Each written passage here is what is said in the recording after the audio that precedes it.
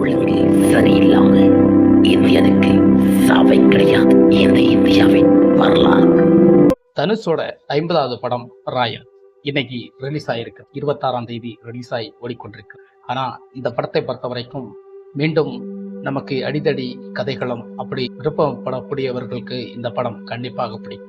ஏன்னா படத்துடைய கதைகளும் அப்படித்தான் இருக்கிறது. ஃபர்ஸ்ட்ல பார்க்கணும், ஏற்கனவே புதுப்பேட்டை, வட சென்னை இந்த மாதிரி சாயல்கள் கொஞ்சம் கொஞ்சம் தெரிகிறது. இருந்தாலும் தனுஷுடைய திரைக்கதையில் ஒரு புதிய ஒரு கதையை அவர் எழுதின மாதிரி தெரியல. ஆனாலும் படத்துடைய விறுவிறுப்பும் அங்கங்கே குறைவில்லை. அந்த அளவுக்கு படத்துடைய ரெஸ்பான்சிவ் அந்த அளவுக்கு இருக்கிறது. தனுஷுடைய நடிப்பு எப்போதுமே பயங்கரமான ஒரு ஃபர்ஸ்ட் மார்க்கில் தான் இருக்கும். அதே மாதிரி தான் இந்த படம் இருக்கிறது. இந்த படத்தை நமக்கு தியேட்டரில் சென்று அடிதடி கதைகளமாக இருக்க விரும்பக்கூடியவங்களுக்கு இந்த படம் முக்கியமாக பிடிக்கும். சோசியல் மெசேஜ் அப்படிப்பட்ட சில விஷயங்கள் எதிர்பார்க்குறவங்களுக்கு இந்த படம் கொஞ்சம் கம்மியாக தான் பிடிக்கும்.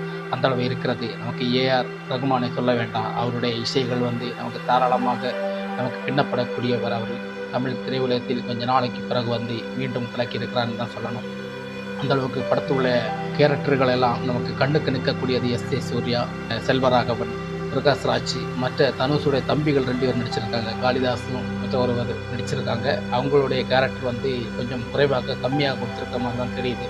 இருந்தாலும் தனுஷுடைய சொந்த படம்னால அவருடைய மாசத்தான் அவர் காமிப்பார். அந்த அளவுக்கு அவருடைய இது இருக்கு. ஆனால் இந்த படத்துடைய ஒரு திரைக்கதையில் அவருடைய சில விஷயங்கள், அதாவது பர்சனலாக சில சிந்தனைகளை அவருடைய மைண்டில் குழப்பியிருக்கிற மாதிரி தெரியுது. இருந்தாலும் அவருடைய 2வது படம் திரைக்கதையில். ஆனால் இந்த படம் அவருக்கு ஒரு வெற்றி தான். ஆனாலும் இந்த படம் எத்தனை பேர் சென்றடையும்னு தெரியல. ஏன்னா ஏ சர்டிஃபிகேட் கொடுத்துருக்கனால இந்த படத்துக்கு மிக முக்கியமான ஒரு இதாக இருக்கிறது. ஆனால் படத்துடைய கதைகளும் ரொம்ப பாசிட்டிவ். இது என்னை கேட்டால் இந்த காலத்தில் இப்படி ஒரு கதைகள் வருவது கொஞ்சம் கேள்விக்குறிதான். ஏன்னா இந்த கதைகள் வன்முறை தூண்டக்கூடிய பல இதுகள் இருக்கிறது. கொலை செய்யக்கூடிய ஒரு தூண்டுதலாக சில விஷயங்கள் இருக்கிறது. ஆனால் கதைகளும் நடந்ததை நமக்கு காட்ட வேண்டும். ஆனால் நடந்ததை எத்தனை நாள் எல்லாமே முறைப்போதை நீங்கள் காட்டிக்கொண்டு இருப்பீர்கள் என்ற எண்ணங்களும் தோன்றுகிறது.